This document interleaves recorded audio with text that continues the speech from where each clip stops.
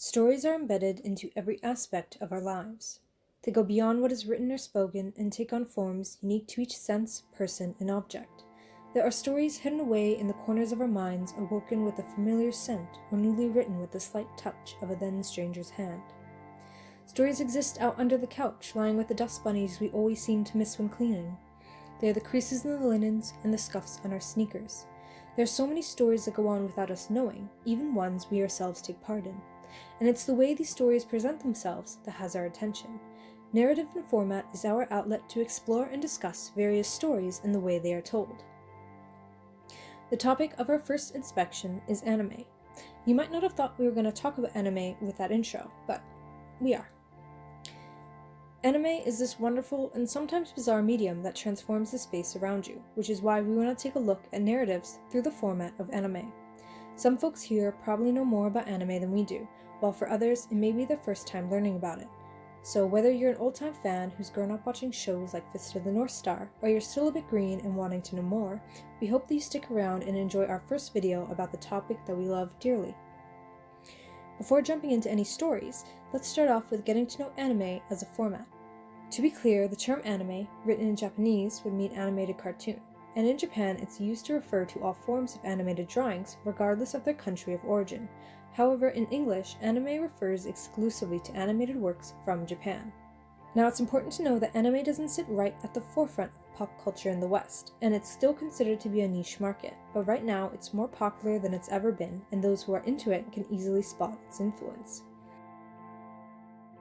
Anime and cartoons have always been learning from one another, right from the very beginning. Anime dates all the way back to 1917, during the age of silent films, and started out as drawing and cutout animation based off of shorts from France and the US. At the time, the anime being produced, though noted for its high quality, was far pricier in terms of production and far lower in popularity in comparison to Disney. Anime had a rough start, but time saw the emergence of three artists, Oten Shimakawa, Junichi Kochi, and Seitaro Kitayama, who through their hard work and dedication to the field came to be known as the fathers of anime. For a time, anime found a home in productions for public relations and campaigns for public institutions, and in 1926, Ofuji Noboru's silent film The Thief of Baguda Castle gained praise and recognition worldwide for being the first to create a presence for anime outside Japan. However, not long after this, the war had reared its head, and anime became a tool used to promote military ideals, and the first full-length anime film was a propaganda piece produced by the Navy that came out in 1945. Following the end of the war, Japan was occupied by the Allies, bringing along with it an influx of Western culture, creating an interesting space for cultural exchange, and leading to several artistic explorations and movements in Japan. Most notably is the exchange between cartoons and comics, and anime and manga. When looking at the history of anime, it would be quite hard to completely skip over manga. The two formats, uniquely their own, are undoubtedly historically intertwined. A large part of anime comes from manga adaptations, and in fact, manga is one of Japan's most popular cultural exports. So please indulge me as we take a very brief detour into manga.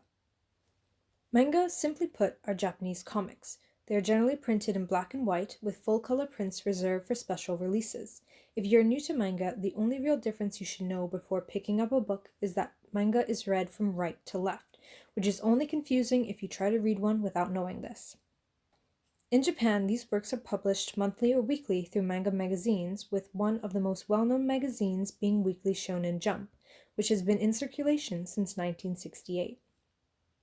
However, manga goes back much further than that, with its origins cited as far back as the 12th and 13th centuries. And the first time the term manga was used was in 1798 to describe a picture book titled Shiji no Yukikai by Santo Kyodin. As well, an interesting note, the word manga is made up of two kanji meaning whimsical or impromptu and pictures. Now, truly speaking, manga is a format that deserves its own video dedicated to it, which we may end up doing in the future. So for now, let's get back on track with our conversation about anime. In our little timeline we have going, we stopped around the end of the Second World War, with a little cultural exchange happening in Japan. This exchange led the way for Osamu Tezuka to create one of Japan's most iconic characters ever, Astro Boy. Tezuka is known as the god of manga, and is also the inventor of anime eyes, which are the distinct and large eye designs that are seen in both manga and anime. Astro Boy started out as manga, but on January 1st, 1963, Fuji Television broadcasted the first episode of its anime adaptation, and it instantly became a success, creating a new space for anime amongst TV audiences. I think we can all imagine the merchandising that began to appear from the surprise hit, and along with it, a surge in other anime and manga pieces in the same genre.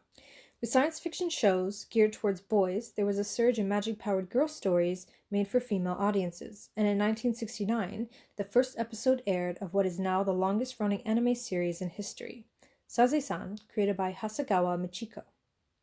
I think now is a good time to take a moment and talk about different audiences. I find one of the biggest misconceptions about anime is that it's for kids. Sure, Western cartoons are almost always marketed towards kids, but somewhere down the line, Japan said no. Anime is for everyone. And I'm personally really glad they did. When looking at anime, or manga for that matter, there are different genres based on different age groups. The two most well-known categories are shonen and shoujo, the former being marketed towards boys up to the age of 18, and the latter for girls of the same age range. From there, these categories get divided into subcategories. For the boys, there is seinen, for 18 to 30, and then seijin for grown-ups. For female audiences, there is Redikomi and Josie, which are both for women 18 years and older. For the little ones, there's Yoji and Kodomo for those learning to read kanji. Lastly, there is Shonen AI, also Yaoi, and Shoujo AI, also Yuri, which are stories with romantic relationships between either two male characters or two female characters. Now, I think there's one more genre in there to mention, but I can't remember it, so moving on. The 80s was a time of renewal for anime. With a bump in the visual quality, anime was ready to take over the world, and with the direction of one Hayao Miyazaki, it came so much closer.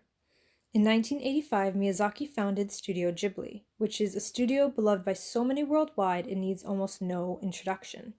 Miyazaki won the hearts of audiences around the world, as well as several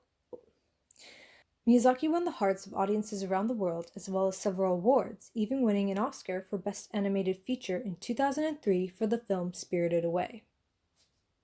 But Miyazaki isn't the only amazing director to come out of this generation. The world stage was also graced with Isao Takahata's Grave of the Fireflies, Katsuhiro Otomo's Akira, and Mamoru Ishii's Ghost in the Shell. And thanks to this amazing work, anime gained more and more of a presence internationally. And by the 90s, shows like Dragon Ball, Sailor Moon, and Cardcaptor Sakura were being shown in several countries. Since then, anime's popularity has grown immensely, and thanks to new technologies, it has also become more accessible than ever. Now with our little history lesson over, we hope you enjoyed our first video, and perhaps even learned a little something. We've got lots of things lined up to talk about, so stay tuned and chat soon.